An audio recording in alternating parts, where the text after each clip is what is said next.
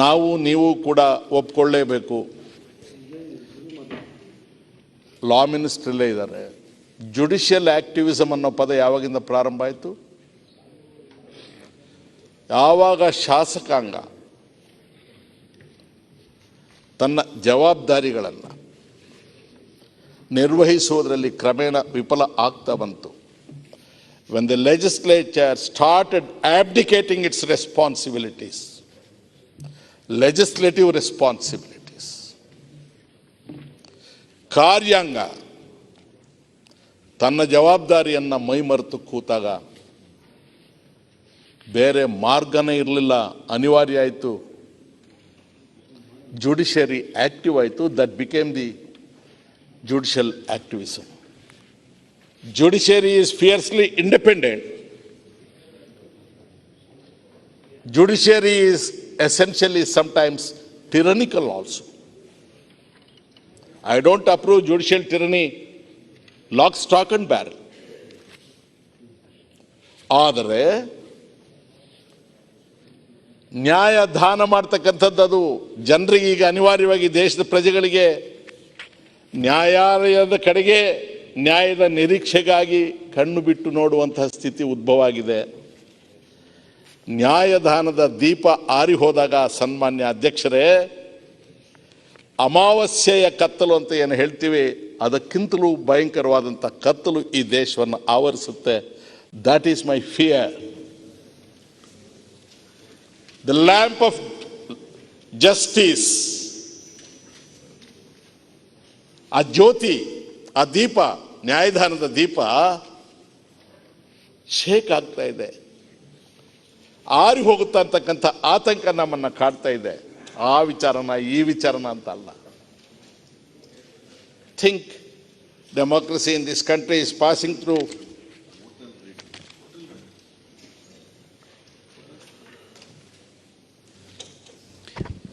ಈ ನ್ಯಾಯಾಂಗ ನಿರ್ಣಯದಲ್ಲಿ ಆಗ್ತಾ ಇರುವಂಥ ವಿಳಂಬ ಪ್ರಕ್ರಿಯೆ ಇದೆಯಲ್ಲ, ಅದನ್ನು ನಮ್ಮ ಸದನಕ್ಕೆ ಅಥವಾ ನಮ್ಮ parliamentary affairs minister, law and parliamentary affairs minister ಅದನ್ನು ಸ್ಕ್ರೂಟ್ನಿ ಮಾಡೋ ಪವರ್ ನಮಗೆ ಇಲ್ವಾ? ಇದೆ.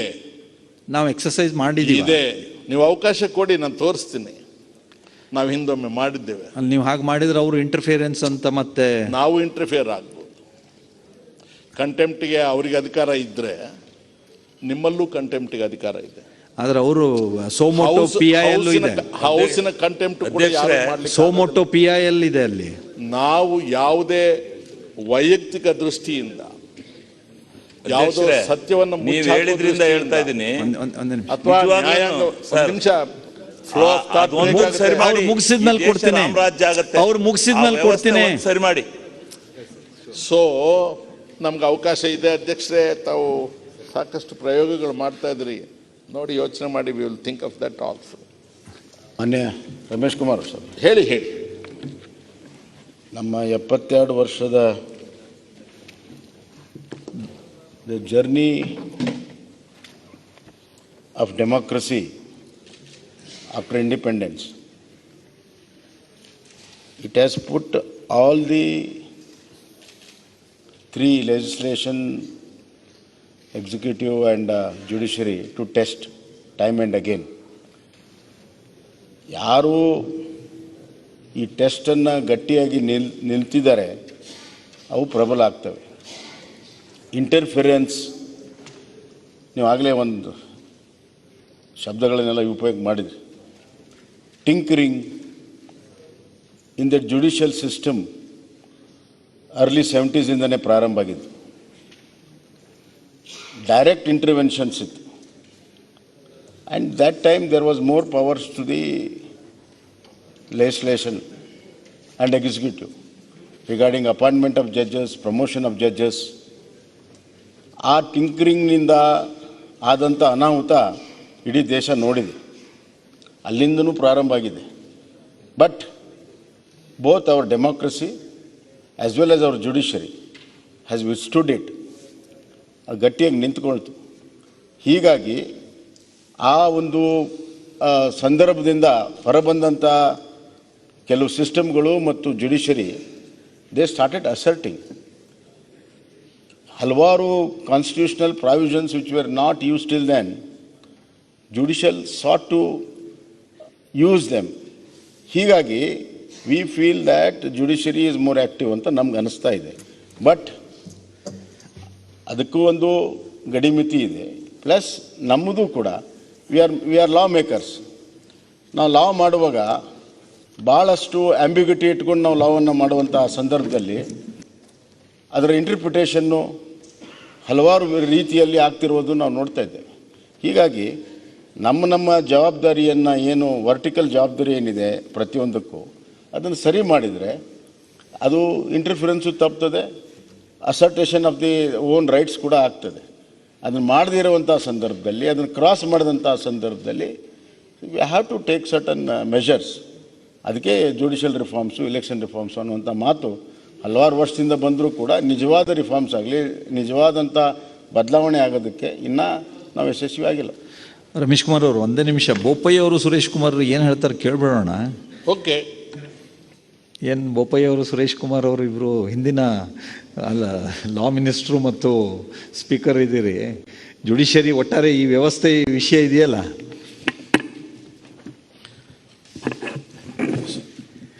ಸನ್ಮಾನ್ಯ ಅಧ್ಯಕ್ಷರೇ, ಆಗಲೇ ರಮೇಶ್ ಕುಮಾರ್ ಅಥವಾ ಯಾರು ಹೇಳಿದ್ರು, ಈ ಜಸ್ಟಿಸ್ ಡಿಲೈಡ್ ಅಂದರೆ ಜಸ್ಟಿಸ್ ಡಿನೈಡ್ ಅಂತ.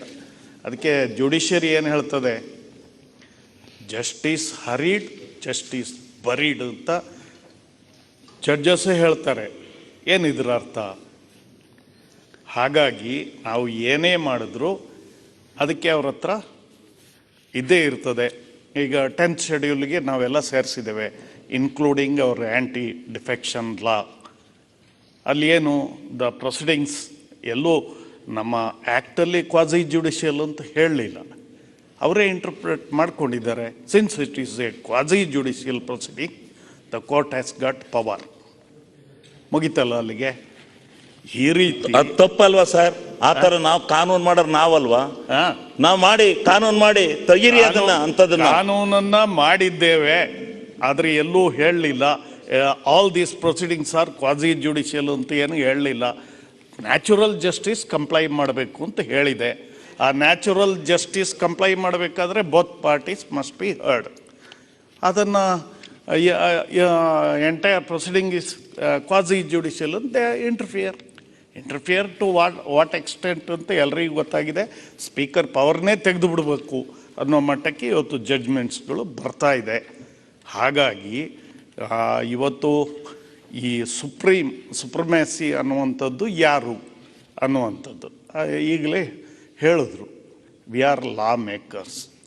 ನಾವು ಲಾ ಮೇಕರ್ಸ್ ಆದಮೇಲೆ ಅಂದರೆ ಲೆಜಿಸ್ಲೇಚರ್ ಆರ್ ಪಾರ್ಲಿಮೆಂಟ್ ಅದನ್ನು ಓವರ್ಕಮ್ ಮಾಡೋದಕ್ಕೆ ಎಲ್ಲಿದೆ?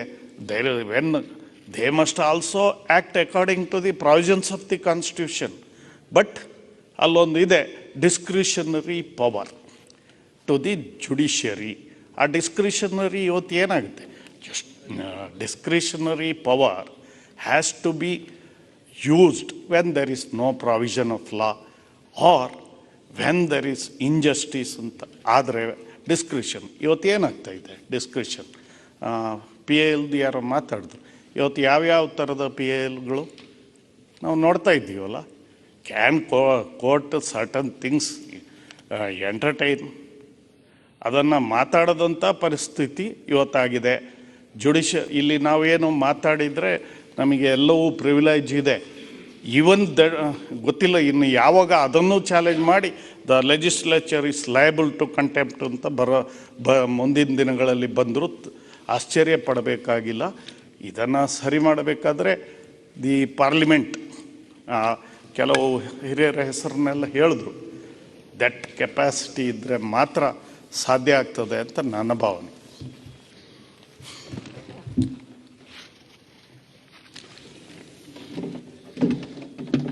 ಲಾ ಮೇಕರ್ಸ್ ಅಂತ ಹೇಳಿದ್ರು. ವಾಟ್ ಈಸ್ ದಟ್ ಲಾ? ಸಮಕಾಲೀನ ಸಮಾಜದಲ್ಲಿ ಈಗ ನಾವು ಬದುಕಿದ್ದೇವೆ. ನಾವು ಯಾವುದೋ ಒಂದು ಸಮಸ್ಯೆಯನ್ನು ಸಮಾಜದಲ್ಲಿ ಎದುರಿಸ್ತೇವೆ, ಅದಕ್ಕೊಂದು ಪರಿಹಾರ ಕಂಡುಕೊಳ್ಬೇಕು ನಾವು. ಆ ಪರಿಹಾರವನ್ನು ಕಂಡುಕೊಳ್ತಕ್ಕಂಥದ್ದೇ process of law making. Bill ಮಾಡಿ, ಡ್ರಾಫ್ಟ್ ಮಾಡಿ, ಡಿಸ್ಕಷನ್ಸ್ ಮಾಡಿ, ultimately we give final shape. Law ಮೇಕಿಂಗಿಗೆ ನಮ್ಮ ಜವಾಬ್ದಾರಿ ಮುಗಿಯೋದಿಲ್ಲ. Law is made necessarily on the emergence of a problem in a contemporary society. ಅದನ್ನು ನಾವು ಆಚರಣೆಗೆ ತರಬೇಕಾಗುತ್ತೆ. ಪ್ರಜಾಪ್ರಭುತ್ವ ಮತ್ತು ಅಧಿಕಾರ ಏನಿವುಗಳ ಮಧ್ಯ ಸಂಬಂಧ ಇವತ್ತಿನ ಸಮಾಜದಲ್ಲಿ, I am talking beyond party lines, ಬಹುಮತ ಅಷ್ಟೇ ಸಂಬಂಧ. ಬಹುಮತ ನನಗಿದೆ, ನನ್ನ ಅಧಿಕಾರ, ಅದೇ ಪ್ರಜಾಪ್ರಭುತ್ವ. ಬಹುಮತ ನಿಮಗಿದೆ, ನಿಮ್ಮದೇ ಪ್ರಜಾಪ್ರಭುತ್ವ, ನಿಮ್ಮದೇ ಅಧಿಕಾರ. ಅಧಿಕಾರ ಮತ್ತು ಪ್ರಜಾಪ್ರಭುತ್ವದ ಮಧ್ಯದ ಸಂಬಂಧ ಬಹುಮತಕ್ಕಷ್ಟೇ ಸೀಮಿತಗೊಳಿಸಿ, ಆ ಬಹುಮತವನ್ನು ಪಡೆಯತಕ್ಕಂಥ ವಿಧಾನಗಳು ನೈತಿಕ ಅನೈತಿಕ ಏನೇ ಆದರೂ ಕೂಡ ಸಂವೈಧಾನಿಕ ಅಂತ ಹೇಳಿ ನಮ್ಮ ಅಂತಃಕರಣವನ್ನು ಸಂಪೂರ್ಣ ಸಾಯಿಸಿಬಿಡ್ತೇವೆ. ಸರ್ ಮಿರ್ಜಾ ಇಸ್ಮಾಯಿಲ್ ರವರು ದಿವಾನರಾಗಿದ್ದು ತೀರ್ಕೊಂಡ ದಿವಸ ಸಮಾಧಿ ಹತ್ರಕ್ಕೆ DVG ಅವರು ಹೋಗಿರ್ತಾರೆ. ಎಲ್ಲ ಮಣ್ಣು ಮಾಡಿ ವಾಪಸ್ ಬರಬೇಕಾಗಿದ್ರೆ ಒಬ್ಬ ಗೇಟ್ ಹತ್ರ ನಿಂತ್ಕೊಂಡು ಅಳ್ತಾ ಇರ್ತಾನೆ. DVG ಅವರಿಗೆ ಕುತೂಹಲ, ಅವನು ಕೇಳ್ತಾರೆ, ಯಾಕಪ್ಪ ಹಾಗೆ ಬಿಕ್ಕಿ ಬಿಕ್ಕಿ ಅಳ್ತಾ ಇದೆಯಾ ಅಂದರೆ, ಅವನು ಈ ಬೆಂಗಳೂರಿನ ಕಬ್ಬನ್ಪೇಟೆಯಲ್ಲಿರ್ತಕ್ಕಂಥ ಒಬ್ಬ ಮನುಷ್ಯ ಆಗಸ. ಅವನ ಹೆಂಡತಿ ಗರ್ಭಿಣಿ ಆಗಿರ್ತಾಳೆ, ಕರೆಕ್ಟಾ? ನೀರಿಗೆ ಹೋಗಿರ್ತಾಳೆ ನಲ್ಲಿಗೆ. ಅಲ್ಲಿ ಭಾಳ ಜನ ಜಾಸ್ತಿ, ಸಮಯಕ್ಕೆ ಅವಳು ನೀರು ತರೋಕ್ಕಾಗೋದಿಲ್ಲ. ಗಂಡ ಸಿಟ್ಟಾಗಿರ್ತಾನೆ, ಇವ್ರು ಜಗಳ ಆಗ್ತಾ ಇರುತ್ತೆ. ಆ ಸಂದರ್ಭದಲ್ಲಿ ಮಿರ್ಜಾ ಇಸ್ಮಾಯಿಲ್ ಅವರು ಆ ದಾರಿಯಲ್ಲಿ ಹೋಗ್ತಾರೆ. ಏನಿದು ಅಂತ ಇಳಿದು ನೋಡ್ತಾರೆ. ವಿಚಾರ ಎಲ್ಲ ಅವ್ರ ಗಮನಕ್ಕೆ ಬಂದ ಮೇಲೆ ಅಲ್ಲಿ ಜನಸಂಖ್ಯೆ ಅನುಗುಣವಾಗಿ ನಲ್ಲಿಗಳನ್ನು ಹಾಕಿಸ್ಬೇಕು ಅಂತ ಹೇಳಿ ತೀರ್ಮಾನವನ್ನು ಮಿರ್ಜಾ ಇಸ್ಮಾಯಿಲ್ ಅವರು ತಗೊಳ್ತಾರೆ. ಅವನಿಗೆ ಕುಡಿಯೋ ನೀರಿನ ನಲ್ಲಿಯ ವಿಚಾರದಲ್ಲಿ ದೊಡ್ಡ ನೆಮ್ಮದಿ ಸಿಕ್ಕಿರುತ್ತೆ. ಆ ಕಾರಣಕ್ಕಂತ ಮಹಾನ್ ಭಾವ ತೀರ್ಕೊಂಡಲ್ಲ ಅಂತ ಇವನು ಅಳ್ತಾನೆ. ಇದಕ್ಕೆ ಅಂತಃಕರಣ ಅಂತ ಹೇಳ್ತೇವೆ. ಪ್ರಜಾಪ್ರಭುತ್ವದಲ್ಲಿ ಆಡಳಿತ ನಡೆಸ್ತಕ್ಕಂಥವ್ರಿಗೆ ಕಣ್ಣು ಪೊರೆ ಬಂದು ಪಂಚೇಂದ್ರಿಯಗಳು ನಿಷ್ಕ್ರಿಯ ಆಗಿ ಅಂತಃಕರಣ ಸತ್ತು ಹೋದಾಗ ಅದು ಟೆಕ್ನಿಕಲ್ ಡೆಮಾಕ್ರಸಿಯೇ ಹೊರತು ಪೀಪಲ್ಸ್ ಡೆಮಾಕ್ರಸಿ ಅಲ್ಲ. ಅಬ್ರಹಂ ಲಿಂಕನನ್ನು ಇಲ್ಲೇ ನಾವು ಇನ್ವೈಟ್ ಮಾಡಬೇಕಾಗಿರ್ತಕ್ಕಂಥ ಜನರ ಸರ್ಕಾರ, ಜನರಿಗಾಗಿ ಸರ್ಕಾರ. ನಾನು ಇವತ್ತಿನ BJP ಸರ್ಕಾರಕ್ಕೆ ಇದನ್ನು ಹೇಳ್ತಾ ಇದ್ದೀನಿ ಅಂತ ತಿಳ್ಕೊಳ್ಳೋದು ಬೇಡ. Let me make it very very clear. Entire ಸಿಸ್ಟಮನ್ನು ಅಲ್ಲಿಗೆ ತಂದು ನಾವು ನಿಲ್ಲಿಸಿಬಿಟ್ಟಿದ್ದೇವೆ.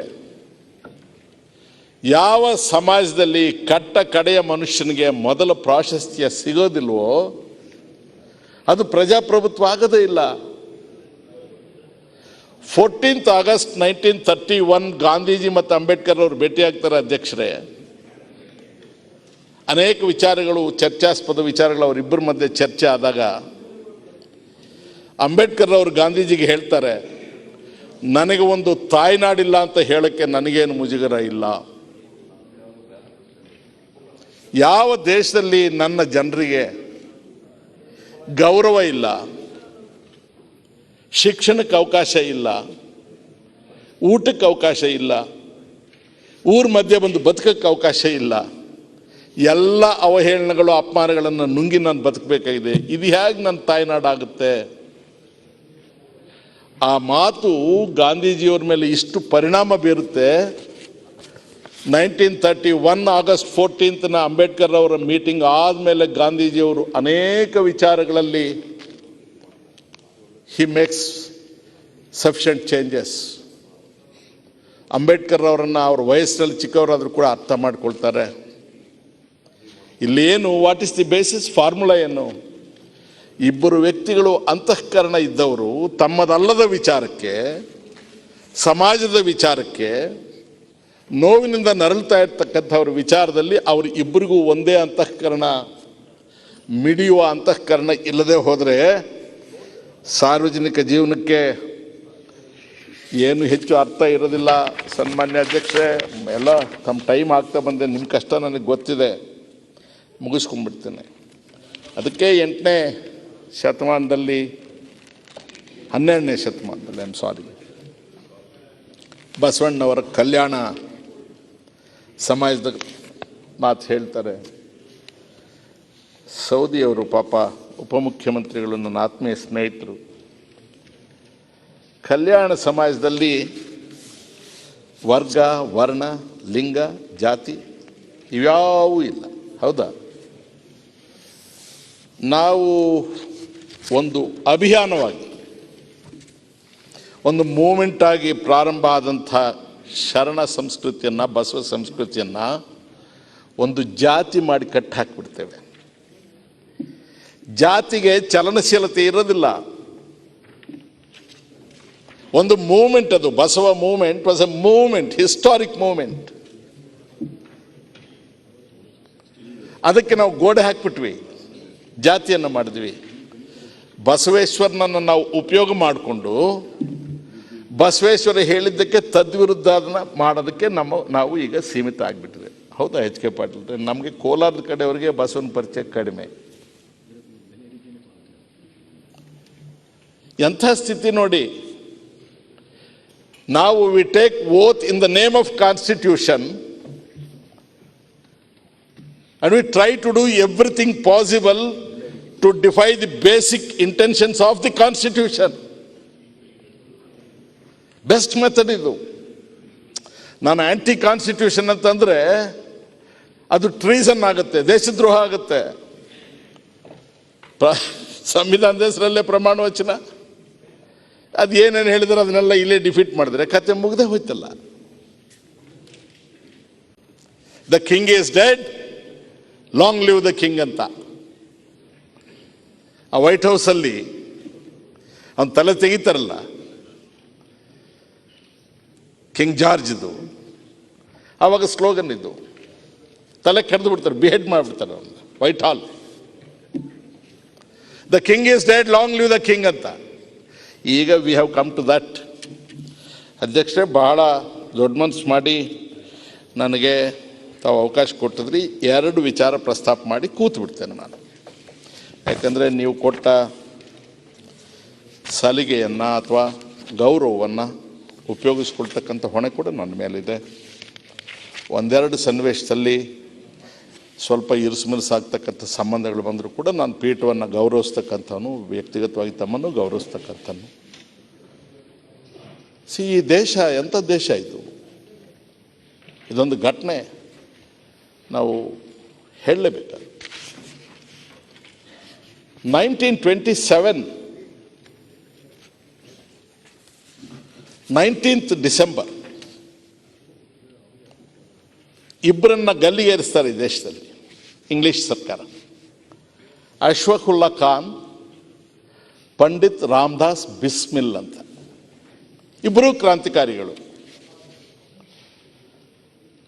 ಅವರಿಬ್ಬರು ಬ್ರಿಟಿಷ್ ಸರ್ಕಾರಕ್ಕೆ ಇಷ್ಟವಿಲ್ಲದ ಕ್ರಾಂತಿಯ ಚಟುವಟಿಕೆಗಳಲ್ಲಿ ತೊಡಗ್ತಾರೆ. ಕಾಕೋರಿ ಅಂತ ಒಂದು ಟ್ರೈನ್ನಲ್ಲಿ, ರೈಲ್ವೆ ಇದರಲ್ಲಿ ಹಣ ಬರ್ತಾ ಇರಬೇಕಾದ್ರೆ ಅದನ್ನು ಲೂಟಿ ಮಾಡಿ ಅದನ್ನೆಲ್ಲ ಕ್ರಾಂತಿಕಾರಿ ಚಟುವಟಿಕೆಗಳಿಗೆ ಉಪಯೋಗಿಸ್ಬೇಕು. ಅದನ್ನು ಕರೆಯೋದೇ ಕಾಕೋರಿ ಸಂಚು ಅಂತ, ಕಾನ್ಸ್ಪಿರಸಿ ಆಫ್ ಕಾಕೋರಿ ಅಂತ. ಬಲ್ಗೇರಿಯಾದಲ್ಲಿ ಜಾರ್ಜ್ ಡಿಮಿಟ್ರೋವ್ ಅಂತ ಇದ್ರು. ಅವ್ರದ್ದು ರಿಕ್ಸ್ಟ್ಯಾಗ್ ಪ್ಯಾಲೇಸ್ ಫೈರ್ ಕಾನ್ಸ್ಪಿರಸಿ ಅಂತ ಇತ್ತು. George Dimitrov was the president of Bulgaria for a long time. He was a comrade of Lenin. ಈ ಕಾಕೋರಿ ಸಂಚು ಕೂಡ ಇಡೀ ಜಗತ್ತಿನಲ್ಲಿ, ಅವತ್ತು ಕ್ರಾಂತಿಕಾರಕ ಜಗತ್ತಿನಲ್ಲಿ it was recognised. Bhagat Singh ರಾಗ ಬದುಕಿರ್ತಾರೆ, ಅವರು ಹೆಮ್ಮೆಯ ಮಾತುಗಳನ್ನು ಹೇಳ್ತಾರೆ. ಅಕ್ರಾಸ್ ದಿ ಕಮ್ಯುನಿಟಿ ಈ ದೇಶ ನಮ್ಮದು ಅಂತ ಹೇಳಿ ಅವರಿಬ್ಬರು ಕೂಡ ಒಂದೇ ದಿವಸ ಗ್ಯಾಲೋಸ್ ಹೋಗ್ತಾರೆ. ಭಾಳ ಸಮ್ಟೈಮ್ಸ್ ವಿಧಿ ಹ್ಯಾಕೆ ಕೆಲಸ ಮಾಡುತ್ತೆ ಅಂದರೆ, ಅಶ್ಫಾಕುಲ್ಲಾ ಖಾನ್ ಅವರು ಫೈಜಾಬಾದ್ ಡಿಸ್ಟ್ರಿಕ್ಟ್ ಉತ್ತರ ಪ್ರದೇಶ್, ಪಂಡಿತ್ ರಾಮದಾಸ್ ಬಿಸ್ಮಿಲ್ ಕೂಡ ಅದೇ ಫೈಜಾಬಾದ್ ಜಿಲ್ಲೆಯವರು, ಡಾಕ್ಟರ್ ರಾಮ್ ಮನೋಹರ್ ಲೋಹಿಯಾ ಅವ್ರದ್ದು ಕೂಡ ಜನ್ಮಸ್ಥಳ ಅಕ್ಬರ್ಪುರ ಏನಿದೆ ಅದು ಕೂಡ ಫೈಜಾಬಾದ್ ಡಿಸ್ಟ್ರಿಕ್ಟಲ್ಲಿ. ಭೂಮಿಗೆ ಈ ವಿಶೇಷವಾದಂಥ ಗುಣ ಇರುತ್ತೆ ಅಂತ ಅನಿಸುತ್ತೆ. ಇಂಥ ಮಹಾನ್ ಭಾವರೆಲ್ಲರೂ ಕೂಡ ನಮಗೆ ಈ ಸ್ವಾತಂತ್ರ್ಯವನ್ನು ತಂದು ಕೊಟ್ಟಿದ್ದಾರೆ. ನಾವು ಈ ಸ್ವಾತಂತ್ರ್ಯವನ್ನು, ಈ ಪ್ರಜಾಪ್ರಭುತ್ವವನ್ನು ಉಳಿಸ್ಕೊಂಡು ಹೋಗಬೇಕಾಗಿದೆ. ಸಿದ್ದರಾಮಯ್ಯನವರು ಬಜೆಟ್ ಮೇಲೆ ಮಾತನಾಡುವಾಗ ಪ್ರೈಮರಿ ಸ್ಕೂಲ್ ಮಕ್ಕಳಿಗೂ ಕೂಡ ಅರ್ಥ ಆಗೋ ಹಾಗೆ ಬಿಡಿಸಿ ಬಿಡಿಸಿ ಬಿಡಿಸಿ ಬಿಡಿಸಿ ಎಲ್ಲವನ್ನು, ನಾನಂತೂ I was sitting like a student. ಗುಣಕ್ಕೆ ಮತ್ಸರ ಇಲ್ಲ, ಅವ್ರ ಹಂಗೆ ನಾನು ಆಗಬೇಕು ಅಂದರೆ ಸಾಧ್ಯವೇ ಇಲ್ಲ. ಬಜೆಟ್ನ ವಿಚಾರದಲ್ಲಿ, ಆರ್ಥಿಕ ವಿಚಾರಗಳಲ್ಲಿ ಅಷ್ಟು ನೈಪುಣ್ಯತೆಯಿಂದ, ಅಷ್ಟೊಂದು ಸಾಮರ್ಥ್ಯತೆಯಿಂದ ದೃಢವಾಗಿ ಮಾತನಾಡ್ತಕ್ಕಂಥದ್ದು ಬಹುಶಃ ಇವತ್ತಿನ ಸಮಕಾಲೀನ ರಾಜಕಾರಣದಲ್ಲಿ ಕೆಲವೇ ಜನರಿಗೆ ಸಾಧ್ಯ. I think he is ahead of all of us. So ಅವರು ಬಜೆಟ್ ಮೇಲೆ ಆ ಎಲ್ಲ ಮಾತು ಆಡಿ ಮುಗಿಸಿದ ಮೇಲೆ ನಾನು ರೆವಿನ್ಯೂ ಸರ್ಪ್ಲಸ್ ಬಗ್ಗೆ ಅಥವಾ ಕಮಿಟೆಡ್ ಎಕ್ಸ್ಪೆಂಡಿಚರ್ ಬಗ್ಗೆ ಅಥವಾ 15th ಫೈನಾನ್ಸ್ ಕಮಿಷನ್ ಬಗ್ಗೆ ನಾನು ಮಾತಾಡಿದ್ರೆ ನಾನು ಮಂಗ ಆಗ್ತಿದ್ದೆ. That's the reason I chose. ಈ ಬಜೆಟ್ಗೆ ಡಿಫ್ರೆಂಟ್ ಡೈಮೆನ್ಷನ್ಸ್ ಇರುತ್ತೆ. I prefer to speak on this issues. ಮಾನ್ಯ ಮುಖ್ಯಮಂತ್ರಿಗಳಿಗೆ ನಾನು ನನ್ನ ಸ್ಥಾನಕ್ಕೆ ಪುನಃ ಕೂತ್ಕೊಳ್ಳೋ ಮೊದಲು ತಮ್ಮ ಮುಖೇನ ಅರಿವು ಮಾಡಿಕೊಳ್ತಕ್ಕಂಥದ್ದು ಇಷ್ಟೇ. ದಯಮಾಡಿ ಅಂತಃಕರಣವಿರುವ ಸರ್ಕಾರವಾಗಿ, ಬಹುಮತವನ್ನೇ ನೆಚ್ಚಿಕೊಳ್ಳುವ ಸರ್ಕಾರ ಆಗಬೇಡಿ. ನಿಮ್ಮ ಪಂಚೇಂದ್ರಿಯಗಳು ನಿಮ್ಮದಾಗಿರಲಿ. ಮೂರನೆಯವರ ಕಣ್ಣಿನ ಮುಖಾಂತರ ನೋಡೋದು, ಮೂರನೆಯವರ ಕಿವಿಯ ಮುಖಾಂತರ ಕೇಳ್ತಕ್ಕಂಥದ್ದು ಬೇಡ. ಪ್ರಾಕೃತಿಕ ಕಷ್ಟಗಳು ನೀವು ಅಧಿಕಾರ ವಹಿಸ್ಕೊಂಡ ಮೇಲೆ, ಕೋವಿಡ್ ಇರ್ಬೋದು, ಪ್ರವಾಹಗಳಿರ್ಬೋದು ಬಂದಿದೆ, ನಾವು ಅರ್ಥ ಮಾಡ್ಕೊಳ್ತೇವೆ. ಆದರೆ ಇವೆಲ್ಲದರ ಮಧ್ಯೆಯೂ ಕೂಡ ಒಂದು ಸರ್ಕಾರವನ್ನು, ಜನಪರವಾದ ಸರ್ಕಾರ ಅಂತ ಹೇಳಿ ಜನರ ಬಾಯಲ್ಲಿ ಬರ್ತಕ್ಕಂಥ ರೀತಿಯಲ್ಲಿ ನಡೆಸ್ಕೊಂಡು ಹೋಗ್ತಕ್ಕಂಥ ಹೊಣೆಗಾರಿಕೆ ನಿಮ್ಮ ಮೇಲಿರುತ್ತೆ. ಮಾನ್ಯ ಸಿದ್ದರಾಮಯ್ಯನವರ ತಾಯಿ ಬಹುಶಃ ಅನಕ್ಷರಸ್ಥೆ ಅಂತ ಕಾಣುತ್ತೆ, ಅಲ್ಲ ಸರ್? ತಂದೆಯವ್ರಿಗೆ ಏನಾದರೂ ಅಕ್ಷರ ಬರೆಯೋಕ್ಕೆ ಬರ್ತಿತ್ತೆ. ಪ್ರಜಾಪ್ರಭುತ್ವದ ಸ್ಪೆಷಾಲಿಟಿ,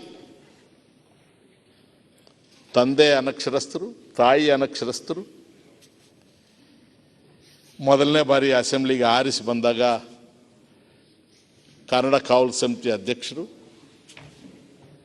ಇಷ್ಟು ಬಾರಿ ಬಜೆಟನ್ನು ಮಂಡನೆ ಮಾಡ್ತಾರೆ. ನಾನು ಅವರಿಗೆ ಅನೇಕ ಸಲ ಹೇಳ್ತೇನೆ, ನೀವು ಖಾಸಗಿ ವ್ಯಕ್ತಿ ಅಲ್ಲ, ಸಾರ್ವಜನಿಕ ಆಸ್ತಿ ಅಂತ. ಯಡಿಯೂರಪ್ಪನವ್ರ ವಿಚಾರದಲ್ಲೂ ಕೂಡ ಒಂದು ಒಳ್ಳೆ ಮಾತು ಹೇಳಬೇಕಂತ ನಿರ್ಬಂಧ ನನಗಿದೆ. ತಾವು ಮೊದಲನೇ ಸಾರಿ ಅಸೆಂಬ್ಲಿಗೆ ಬಂದಾಗ ತಮ್ಮ ಜೊತೆಗೆ ಎಷ್ಟು ಜನ ಇದ್ದರು? ಶಿಕಾರಿಪುರದ ಮುನ್ಸಿಪಲ್ ಅಧ್ಯಕ್ಷಗಿರಿಯಿಂದ ಅಸೆಂಬ್ಲಿಗೆ ವೆಂಕಟಪ್ಪನವರನ್ನು ಪರಾಭವಗೊಳಿಸಿ ತಾವು ಬಂದ್ರಿ. ನಂತರದ ದಿನಗಳಲ್ಲಿ ಏಳು ಬೀಳುಗಳನ್ನು ಎಲ್ಲ ನೋಡಿದ್ದೀರಿ.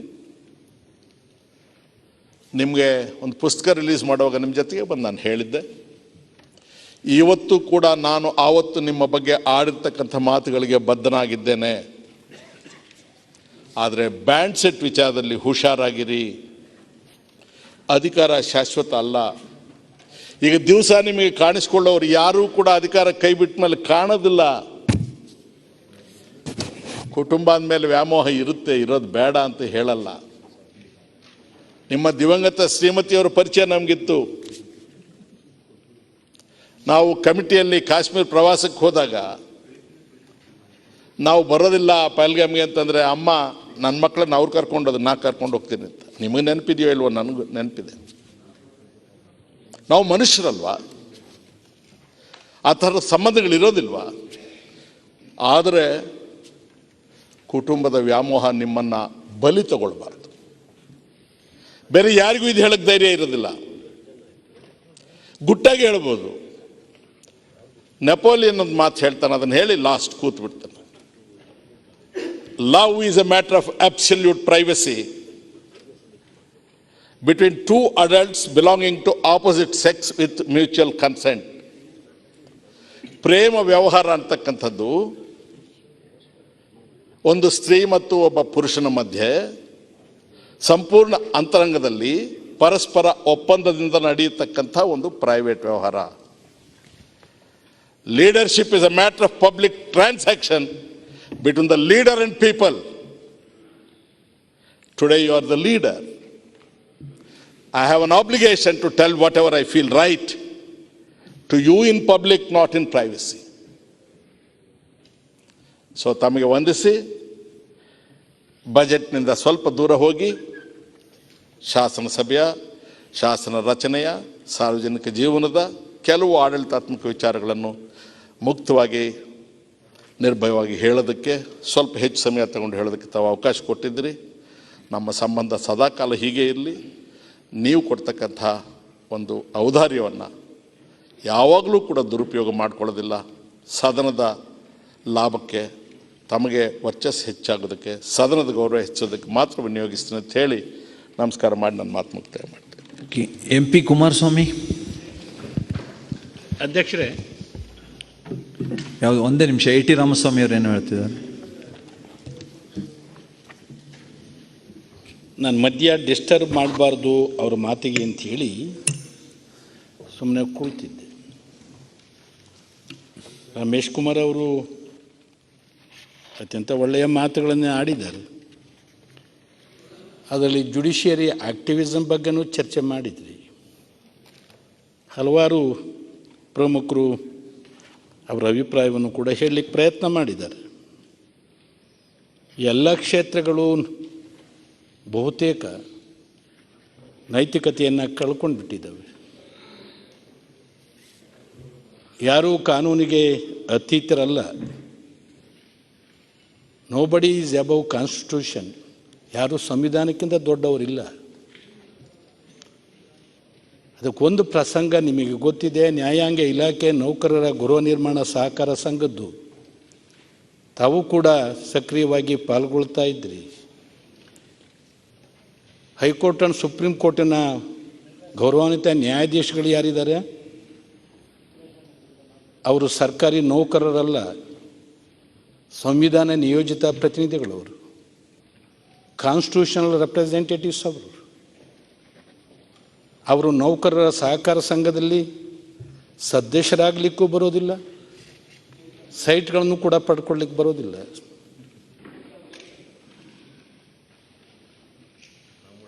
ಆದರೆ ಅವ್ರಿಗೆ ಒಂದು ಸೆಟ್ ಆಫ್ ಫಾರಮ್ ಅಂದರೆ ಅವರು ಕಾನೂನಿಗಿಂತ ದೊಡ್ಡವರ, ಸಾಮಾನ್ಯ ಜನರಿಗೆ, ಇತರೆಯವರಿಗೆ ಅವ್ರಿಗೊಂದು ಸೆಟ್ ಆಫ್ ಫಾರಮ್.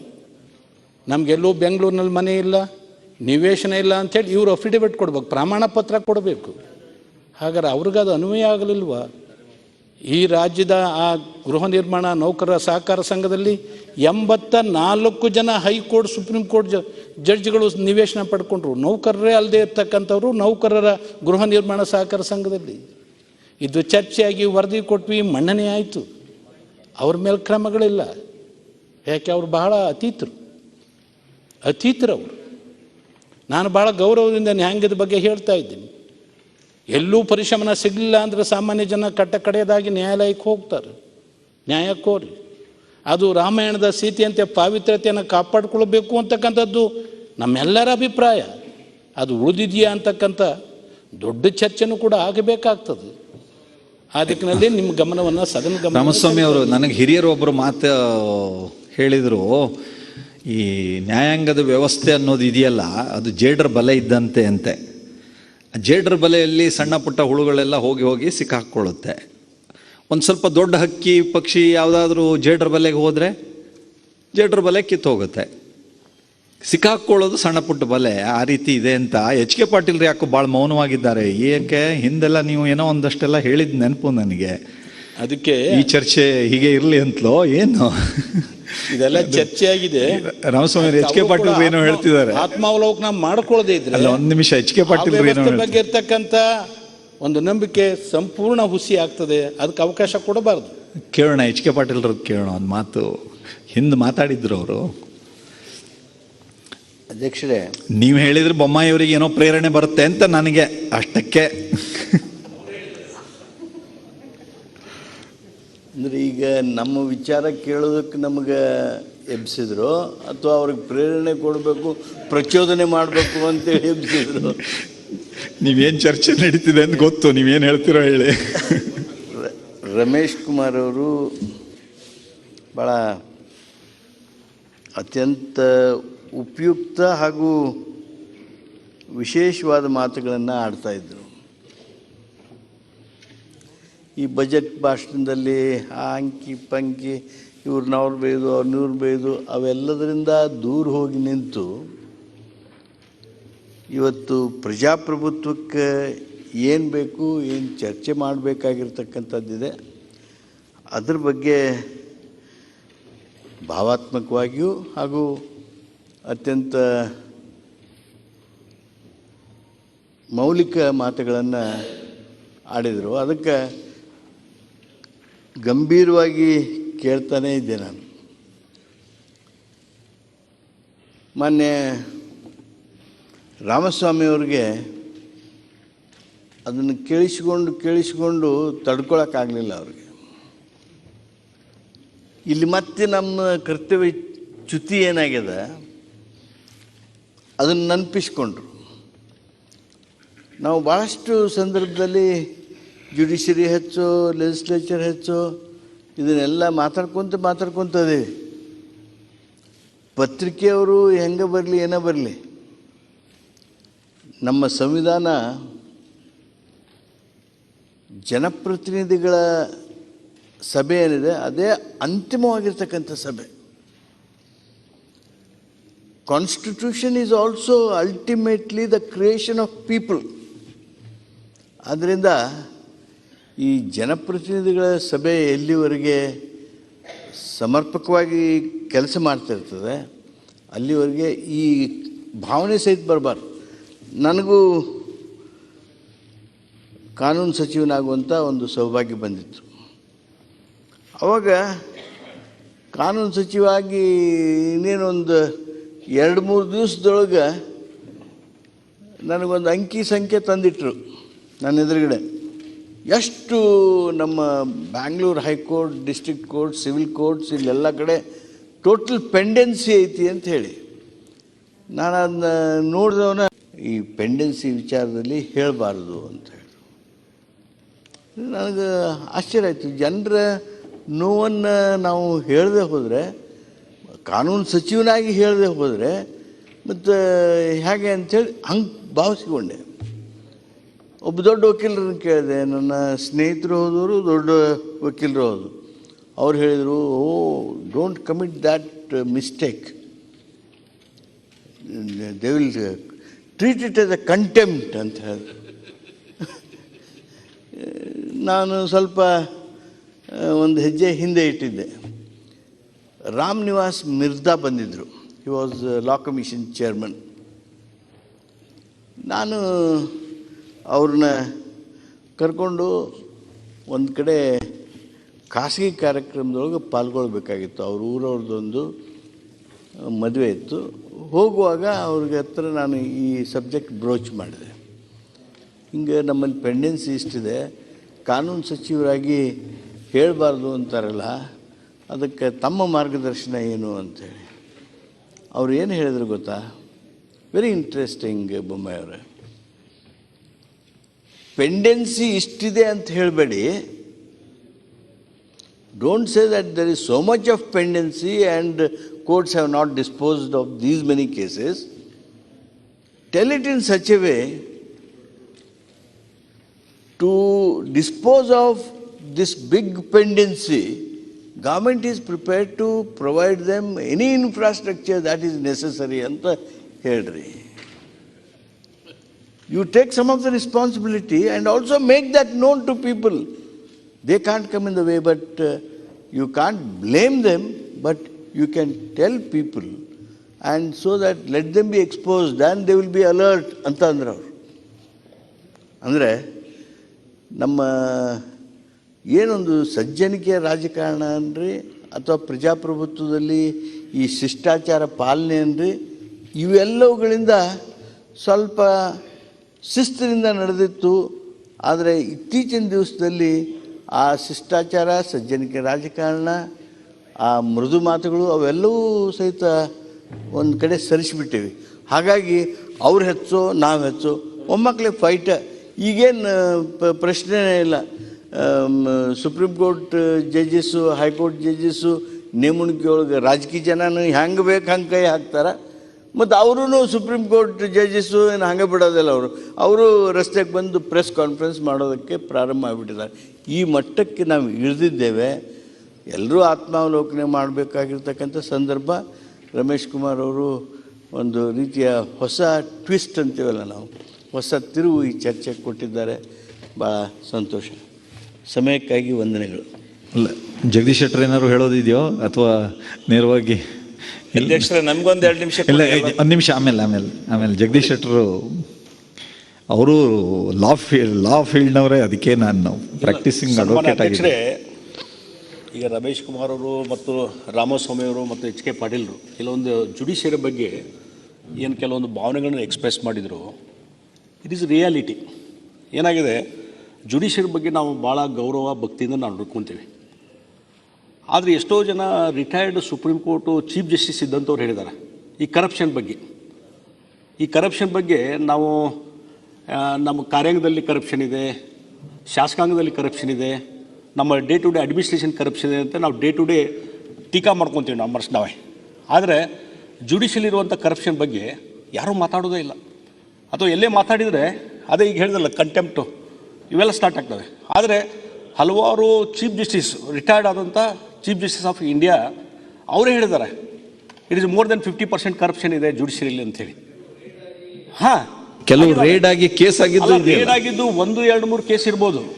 ಆದರೆ ಓವರಾಲ್ ಡೇ ಟು ಡೇ ಏನು ಕರಪ್ಷನ್ ನಡೀತದೆ ಅದು ಯಾರು ಕಂಪ್ಲೇಂಟ್ ಕೊಡೋದಿಲ್ಲ, ಏನಿಲ್ಲ, ಅವ್ರ ಮೇಲೆ ಯಾವುದೂ ರೇಡ್ ಮಾಡೋದಿಲ್ಲ, ಏನೂ ಇಲ್ಲ, ಅದು ನಡ್ಕೊಂಡು ಹೋಗ್ತದೆ. ಹೀಗಾಗಿ ಇದ್ರ ಬಗ್ಗೆ ಯಾರು ಇದು ಮಾಡುವಂಥದ್ದು ಏನಾಗಿದೆ, ಜುಡಿಷಿಯರಿ ಅಂದರೆ ಒಂದು ಕಡೆ ಇಟ್ಟುಬಿಟ್ಟಿದ್ದೀವಿ ನಾವು, ಅವ್ರು ಹೀಗೆ ಅಂಥೇಳಿ.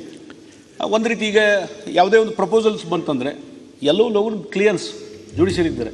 ಆದರೆ ನಮ್ಮದು ಈಗ ನಿನ್ನೆ ಶಾಸಕರು ಬಡ್ಕೊಂಡಲ್ಲ ನಮ್ಮ ಕ್ಷೇತ್ರಕ್ಕೆ ಅಭಿವೃದ್ಧಿ ಆಗಿಲ್ಲ ಮತ್ತೊಂದಲ್ಲ ಅಂಥೇಳಿ. ಆದರೆ ಅದೇ ಜುಡಿಷಿಯರಿ ಡಿಮಾಂಡ್ಸ್ ಬಂದರೆ ನಾವು ಇಮಿಡಿಯೇಟ್ಲಿ ಅಟೆಂಡ್ ಮಾಡ್ತೀವಿ. ಆದರೆ ಇಷ್ಟು ನಾವು ಅವ್ರಿಗೆ ರೆಸ್ಪೆಕ್ಟ್ ಕೊಡ್ತೀವಿ, ಎಲ್ಲ ಮಾಡ್ತೀವಿ, ರಿಪ್ರೆಸ್ಕೊಳ್ಳೋ ಅದೇ ರೀತಿಯಾದಂಥ ಅವ್ರ ಕಡೆಯಿಂದ ಬರಬೇಕು. ಹೀಗಾಗಿ ಎಲ್ಲವೂ 100% ಸರಿ ಅಂತಂದರೆ ಓಕೆ, ನಮಗೆ ಬುದ್ಧಿ ಹೇಳಿಕೆ ಅವಕಾಶ ಇದೆ. ಆದರೆ ಆ ವ್ಯವಸ್ಥೆ ಇದೇನು, ಆ ರೀತಿಯಾದಂಥ ಜುಡಿಷಿಯರಿ ನಡ್ಕೊಂತಿದ್ರೆ ನಮಗೇನು ನಾವು ಗೌರವ ಒಂದು ಭಕ್ತಿಯನ್ನು ನೋಡ್ತೀವಿ. ಮತ್ತು ನೋಡ್ರಿ, ಜನಸಾಮಾನ್ಯರಲ್ಲಿ ಆ ಜುಡಿಷಿಯರಿ ಬಗ್ಗೆ ಇವತ್ತು ಒಂದು ರೀತಿ ಗೌರವ ಇದೆ. ಅಲ್ಲಿ ಇದ್ರ ಮೇಲೆ ಕುರ್ಚಿ ಮೇಲೆ ಕುಂತು ಅವ್ರೇನು ಜಜ್ಮೆಂಟ್ ಕೊಡ್ತಾರೆ ಅದೊಂದು ಭಾಳ ನಮಗೇನೋ ಒಂದು ನ್ಯಾಯ ಸಿಗ್ತದೆ ಅನ್ನುವಂಥದ್ದು. ಹೀಗಾಗಿ ಆ ರೀತಿಯಾದ ಗೌರವ, ಒಂದು ಅಭಿಮಾನ ಇದ್ದಾಗ ಅದನ್ನು ಆ ಅಭಿಮಾನ ಇಟ್ಕೊಂಡು ಹೋಗುವಂಥದ್ದು, ಆ ರೆಸ್ಪೆಕ್ಟ್ ಇಟ್ಕೊಂಡು ಹೋಗುವಂಥ ಕೆಲಸ ಇವತ್ತು ಆಗಬೇಕಾಗಿದೆ. ಅದು ಎಲ್ಲಿ ಒಂದು ಕಡೆ ಕೊರತೆ ಕಂಡು ಬರ್ತಾ ಇದೆ. ಹೀಗಾಗಿ ಕೊರತೆ ಕೊಂಡು ಬಂದಾಗ ಅದನ್ನು ಈಗ ಈ ವಿಧಾನಮಂಡಲದಲ್ಲಿ ಮಾತಾಡೋದ ಮತ್ತು ನಾವು ಎಲ್ಲಿ ಮಾತಾಡಬೇಕಾಗ್ತದೆ, ಎಲ್ಲಿ ಮಾತಾಡ್ಬೇಕು ಸಾಧ್ಯತೆ. ಹೀಗಾಗಿ ಇದೊಂದು ನಮಗೊಂದು ಇಲ್ಲಿ ಮಾತಾಡಲಿಕ್ಕೊಂದು ಇರುವಂಥ ಹಕ್ಕು. ಇಲ್ಲೇ ಹಿಂದೆ ರಮೇಶ್ ಕುಮಾರ್ ಅವರು ಸ್ಪೀಕರ್ ಇದ್ದಾಗ ಅದ್ರ ಬಗ್ಗೆ ಜುಡಿಷಿಯರಿ ಬಗ್ಗೆ ಸಾಕಷ್ಟು ಚರ್ಚೆಗಳಾಗಿದ್ದಾವೆ. ಎಲ್ಲಿವರೆಗೆ ಅಂದರೆ ಚೀಫ್ ಜಸ್ಟಿಸು ನೋಟಿಸ್ ಕೊಡುವವರೆಗೂ ಹೋಯಿತು. ಆ ರೀತಿ ಕ್ಲಾಶಸ್ ಆಗಿದ್ದಾವೆ. ಆದರೆ ಎಲ್ಲೋ ಒಂದು ಕಡೆ ಡಿಬೇಟ್ ಆಗಬೇಕಲ್ಲ. ಆ ಡಿಬೇಟ್ ಆಗದೇ ಇದ್ದರೆ ಅವ್ರು ಹಾಗೆ ಅಂಥದ್ದು ಒಂದು ನಾನು ಹೇಳ್ತೀನಿ, ಇವತ್ತು ಕಾರ್ಯಾಂಗ ಕೆಟ್ಟರೆ ಏನೋ ಒಂದಿಷ್ಟು ಕೆಡ್ಬೋದು ವ್ಯವಸ್ಥೆ, ಅಥವಾ ಶಾಸಕಾಂಗ ಒಂದು ಕೆಟ್ಟಂದ್ರೆ ಒಂದಿಷ್ಟು ಎಲ್ಲೋ ವ್ಯವಸ್ಥೆ ಕೆಡ್ಬೋದು. ಆದರೆ ನ್ಯಾಯಾಂಗದ ವ್ಯವಸ್ಥೆ ಕೆಟ್ಟಂತಂದರೆ ಮತ್ತು ಎಲ್ಲವೂ ಜಜ್ಮೆಂಟ್ಗಳು ಮತ್ತೊಂದು ಬೇರೆ ಬೇರೆ ರೀತಿಯಲ್ಲಿ ಜಜ್ಮೆಂಟ್ ಹೊರಗೆ ಬರ್ಲಿಕ್ಕೆ ಚಾಲು ಮಾಡಿದರೆ ಬಹುಶಃ ಅನಾರ್ಚಿ ಅಂತಾರಲ್ಲ, ಅನಾರ್ಚಿ ಕ್ರಿಯೇಟ್ ಆಗ್ತದೆ ಇಡೀ ವ್ಯವಸ್ಥೆಯಲ್ಲಿ, ಅನಾರ್ಚಿ. ಆ ರೀತಿಯಾದ ವ್ಯವಸ್ಥೆ ಆಗಬಾರ್ದು. ಅದಕ್ಕೆ ಎಲ್ಲಿ ಕರೆಕ್ಷನ್ ಆಗಬೇಕು, ಕರೆಕ್ಷನ್ ಬಗ್ಗೆ ಚಿಂತನೆ ಮಾಡಬೇಕು. ಅದು ಎಲ್ಲರೂ ಚಿಂತೆ ಮಾಡುವಂಥದ್ದು ಅವಶ್ಯಕತೆ ಇದೆ ಅಂತ ನಾನು ಹೇಳ್ತೀನಿ.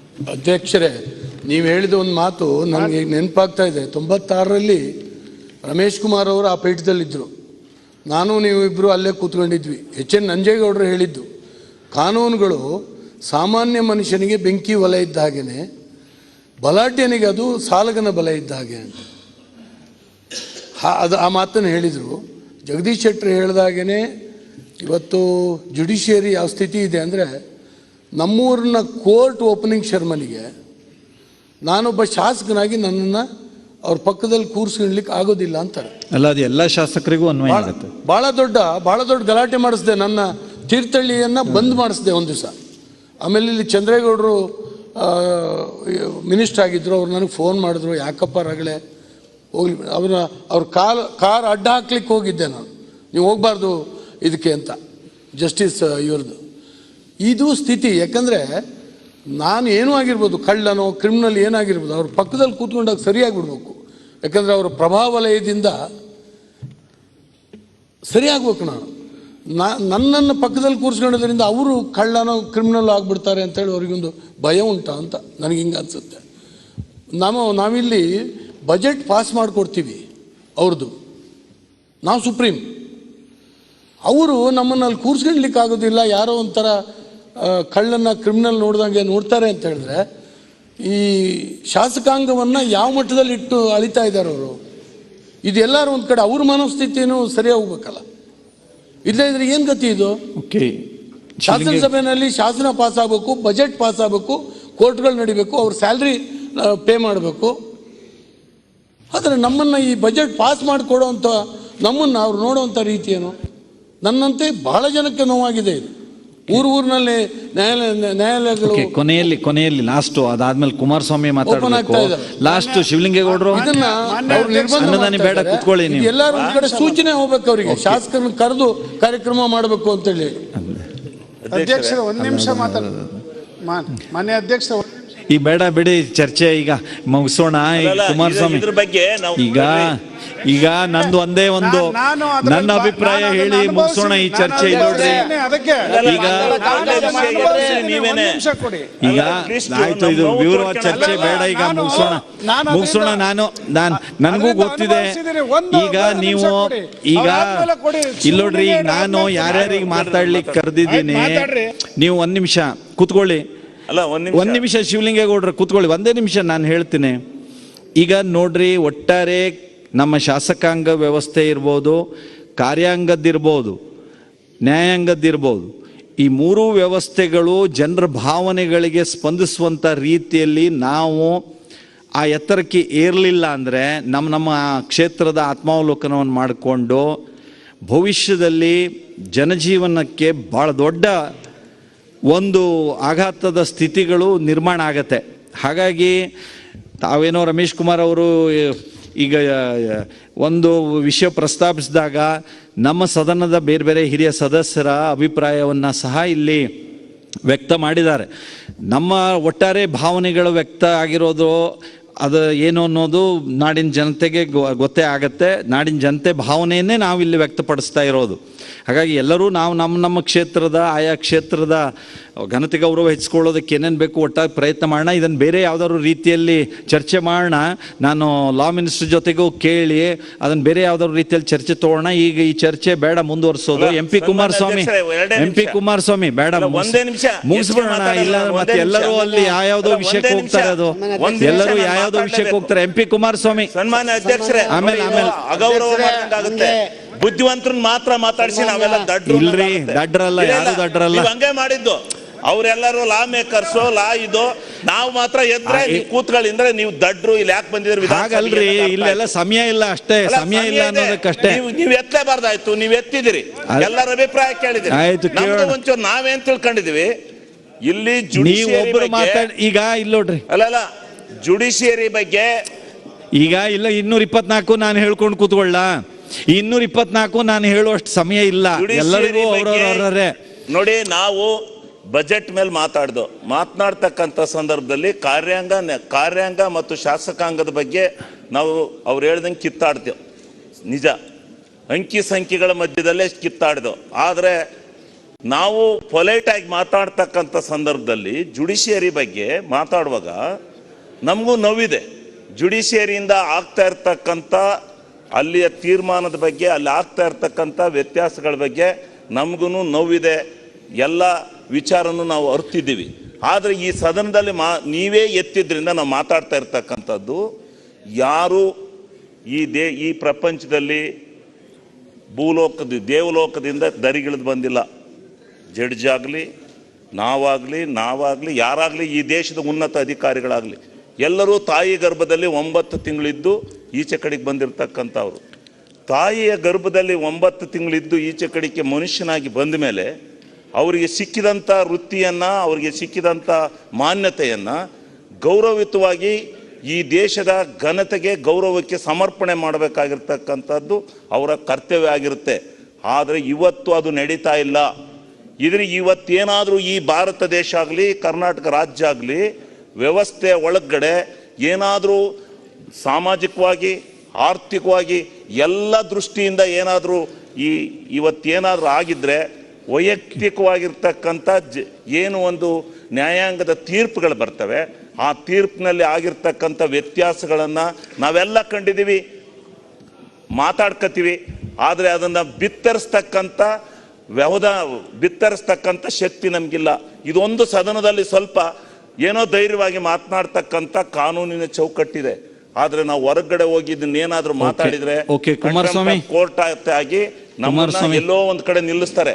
ಅದಕ್ಕೋಸ್ಕರ ನಾನು ಹೇಳ್ತಕ್ಕಂಥದ್ದು, ಈ ದೇಶದಲ್ಲಿ ನಾವೇ ಕಾನೂನನ್ನು ರಚನೆ ಮಾಡ್ತಕ್ಕಂಥವ್ರು, ಕಾನೂನಿನ ಚೌಕಟ್ಟಿನಲ್ಲಿ ಕಾರ್ಯನಿರ್ವಹಿಸ್ತಕ್ಕಂಥ ಸಂದರ್ಭದಲ್ಲಿ ನಾನು ಹೇಳ್ತಕ್ಕಂಥದ್ದು ಕಾನೂನು ಮಾಡ್ತಕ್ಕಂಥ ಸಂದರ್ಭದಲ್ಲಿ ನಾವು ಸತ್ಯ ಅದಕ್ಕೆ ಇತಿಮಿತಿಗಳನ್ನು ಹಾಕಿ ಆ ಕಾನೂನನ್ನ ಈ ರೀತಿ ಕಾರ್ಯಾಚರಣೆಗೆ ತರಬೇಕು ಅಂತಕ್ಕಂಥ ನಿಬಂಧನೆಯನ್ನ ಆ ಜುಡಿಷಿಯರಿಗೆ ಕೊಡಬೇಕು ಅಂತಕ್ಕಂಥದ್ದು ನನ್ನ ಕುಮಾರಸ್ವಾಮಿ ನೀವು ಮಾತಾಡಿ.